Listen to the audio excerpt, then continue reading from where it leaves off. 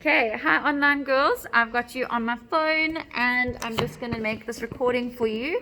I'm going to pop you here and hopefully you can hear me. Okay, so we're going to quickly have a discussion and consolidate some of the English that we've been doing, some of the language. And so if you go to page 34, yes, Anna. Are you on a meeting? No, it's a recording. Okay, so it says write with the windmills of verbs for these topics. So the first thing I want to ask you is, what is a verb? Yes, Emma. A doing word, something you can do. Somebody give me an example. Shaka, give me an example of a doing word. I am running on the field. So your doing word D, running. I'm running on the field. Running is a doing word. Peyton, give me a doing word.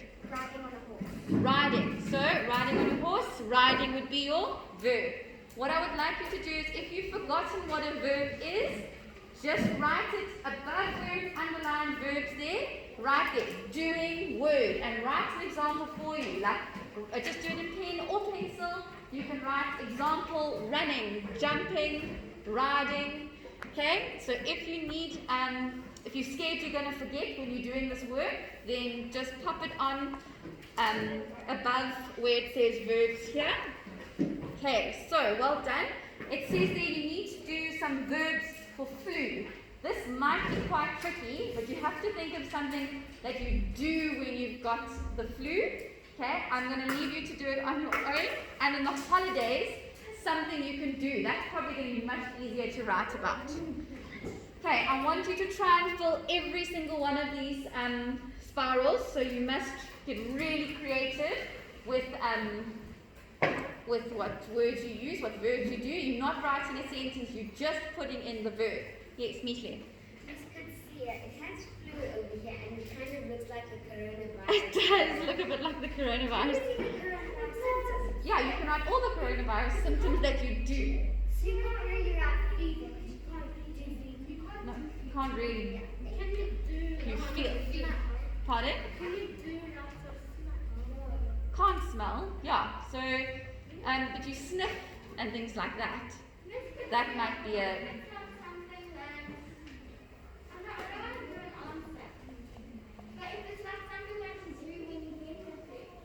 Yeah. So anything you do. So if you sniff when you get the flu, if you sneeze when you get the flu, if you cough when you get the flu, you'll write those in. Okay. But I don't want to give you girls too many answers. Let's go on to B. It says write sentences using the following words as verbs and then as nouns. Example, swing. So you're going to be transforming the word from a verb to a noun. So when it's a verb, it's something you do, and when it's a noun, it is a common noun. It's referring to something you can see, you can feel. It's referring to an object that's in your presence, something, yeah. Okay, so it says here, it's important to swing your tennis racket back before hitting the ball. So that's a motion. He's swinging it back. He loves to play on the swing. So when he's actually sitting on a swing, so it's a word that can be used as both a verb and it can be used as a common noun. So for example, who can tell me what a verb you could do with face? What is a doing word with face? Yes. Your face is the face of the That's more, you're talking about it as a common noun. I'm talking about as a verb. Jazz. face forward with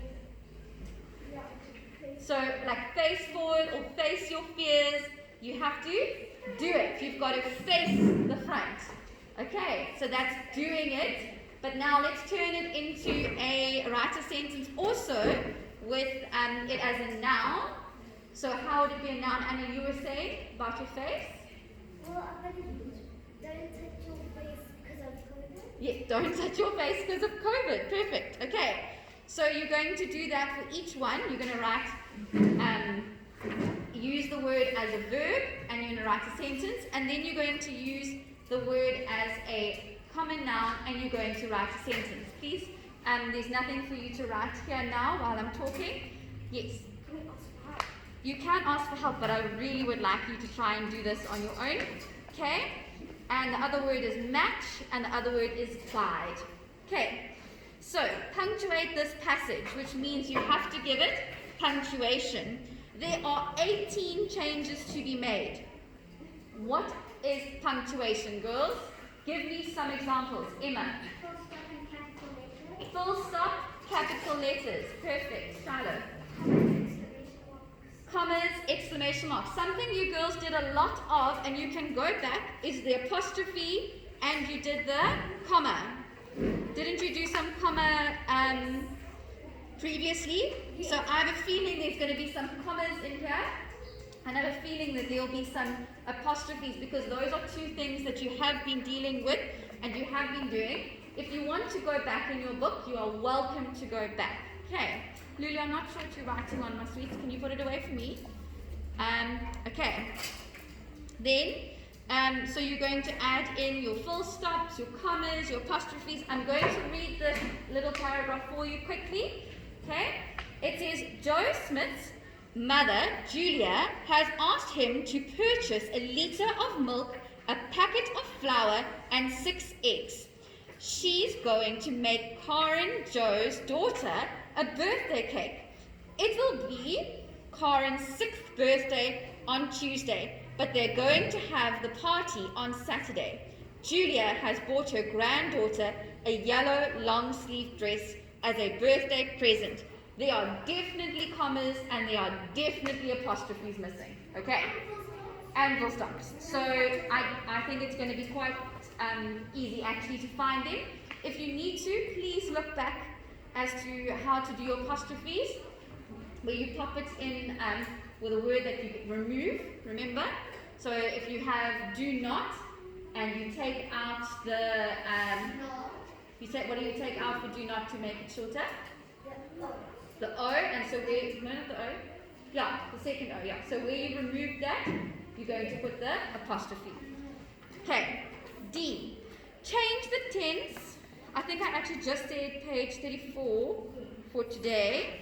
So let's start with that, and if we get more time, we will go on to 35 as well. But let me read page 35, and if you can do it, you can do it.